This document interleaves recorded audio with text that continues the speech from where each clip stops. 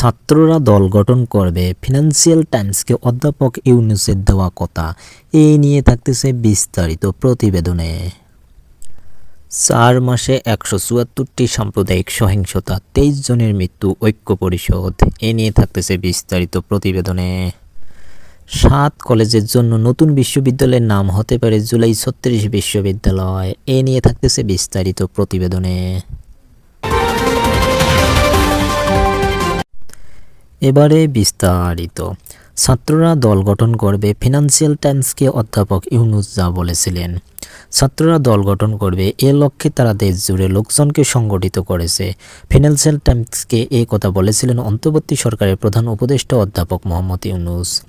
বিশ্ব অর্থনৈতিক ফোরামের বার্ষিক সম্মেলন উপলক্ষে সম্প্রতি সুইজারল্যান্ডের দাভোস সফর করেন প্রধান উপদেষ্টা। সে সময় ব্রিটিশ সংবাদ মাধ্যম ফিনান্সিয়াল টাইমসকে প্রধান বৈদেশিক বিষয়ক ভাষ্যকার গিডিয়ান রামমোহনসের উপস্থাপনায় একটি পডকাস্টে তিনি একথা বলেন। রেসম্যান রিভিউ নামের ওই পডকাস্টে কথোপকথন লিখিত আকারে আজ বৃহস্পতিবার প্রকাশ করা হয়েছে। পডকাস্টে বাংলাদেশের আগামী জাতীয় নির্বাচন নিয়ে এক প্রশ্নের জবাবে অধ্যাপক মোহাম্মদ ইউনূস বলেন, তিনি নির্বাচনের সম্ভাব্য যে দুটি সময়ের কথা বলেছেন তা ভালো সময়, কারণ তিনি জাতীয় ঐক্য ধরে রেখেছেন, তিনি তা থেকে বিচ্যুত হতে চান না। এ প্রসঙ্গে আলোচনায় অধ্যাপক ইউনূস বলেন, একটি সম্ভাবনা ভালো, ছাত্ররা নিজেরাই একটি দল গঠন করবে। শুরুতে যখন তারা উপদেষ্টা পরিষদ সভা গঠন করেছে তখন আমি 3 জন ছাত্রকে আমার উপদেষ্টা পরিষদে নিয়েছিলাম।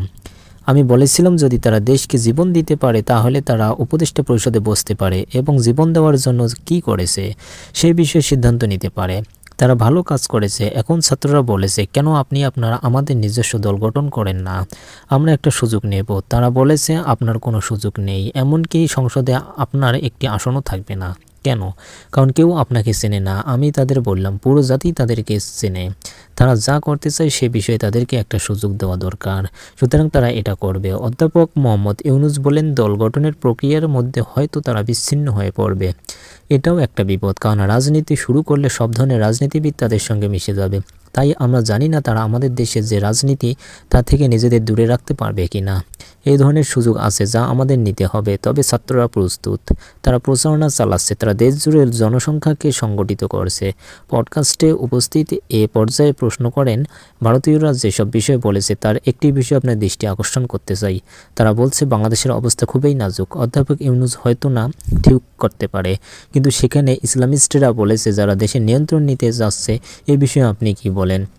তখন অধ্যাপক মোহাম্মদ ইউনূস বলেন, আমরা এখন লক্ষ্য সেটা করিনি, অন্তত আমি এখন কোনো লক্ষণও দেখিনি। তরুণরা সত্যিই প্রতিশ্রুতিবদ্ধ, তাদের খারাপ কোনো কিছু করার সঙ্গে তাদের সংস্পর্শে যাওয়ার কোনো অবস্থা তাদের মাঝে নেই। রাজনৈতিক আখের গোছানো ব্যক্তিগত আকাঙ্ক্ষাও নেই। তারা এই পরিস্থিতি রাজনৈতিক দল গঠন করবে যা রাজনীতিতে যুক্ত হচ্ছে।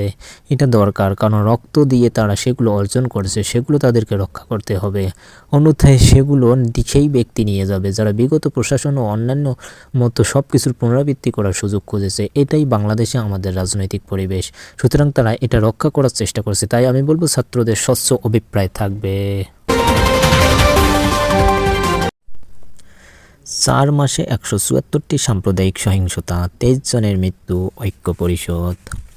দেশের বিভিন্ন অঞ্চলে গত 4 মাস 11 দিনে ধর্মীয় ও জাতিগত সংখ্যালঘু সম্প্রদায়ের উপর মোট 174টি সহিংসতার ঘটনা ঘটেছে।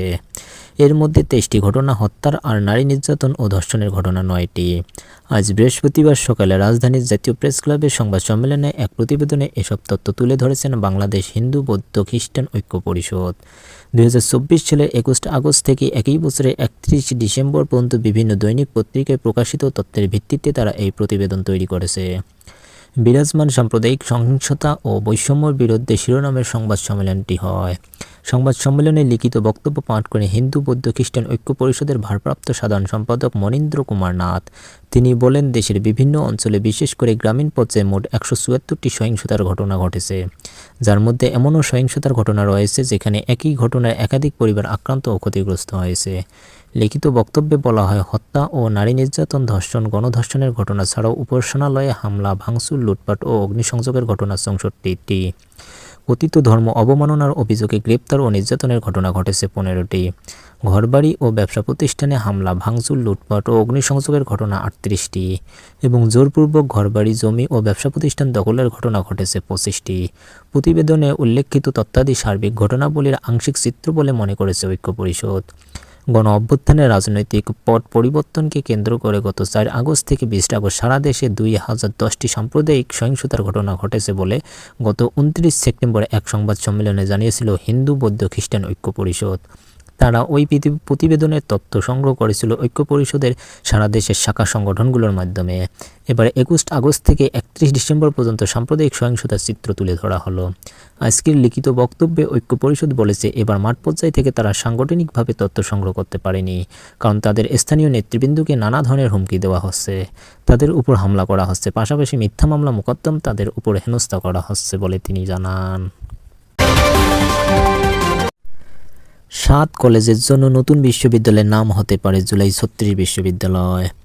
রাজধানীর সরকারি 7টি বড় কলেজের জন্য পৃথক বিশ্ববিদ্যালয় করার পরিকল্পনা করেছে সরকার। এবার জানা গেল ওই বিশ্ববিদ্যালয়ের নাম হতে পারে 36 জুলাই বিশ্ববিদ্যালয়। এই নাম প্রস্তাব করেছে বিশ্ববিদ্যালয় মঞ্জুরি কমিশনের ইউজিসি চেয়ারম্যান অধ্যাপক এস.এম.এ. ফয়েজার নেতৃত্বাধীন কমিটি। শিক্ষার্থীরা চাইলে এই নামটি গ্রহণ করতে পারে। বৃহস্পতিবার ইউজিসির চেয়ারম্যান অধ্যাপক এস.এম.এ. ফয়েজার সহ এ সংক্রান্ত কমিটির 3 সদস্য শিক্ষা উপদেষ্টা অধ্যাপক ওয়াহিউদ্দিন মাহবুবদের সঙ্গে বৈঠক করেন। সেখানে এই নাম প্রস্তাব করা হয়।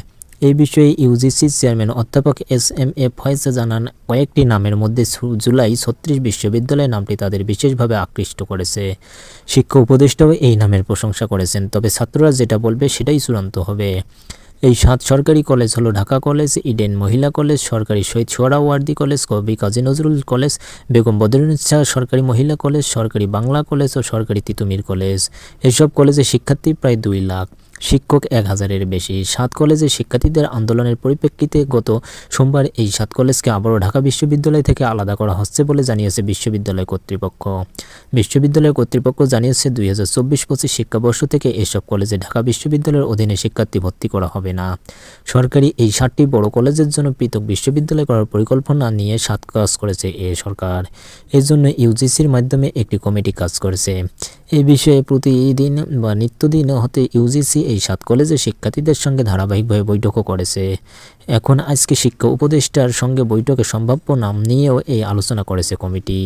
এর পাশাপাশি এই 7 কলেজের জন্য অন্তর্বর্তী প্রশাসন গঠন নিয়েও আলোচনা করা চলছে।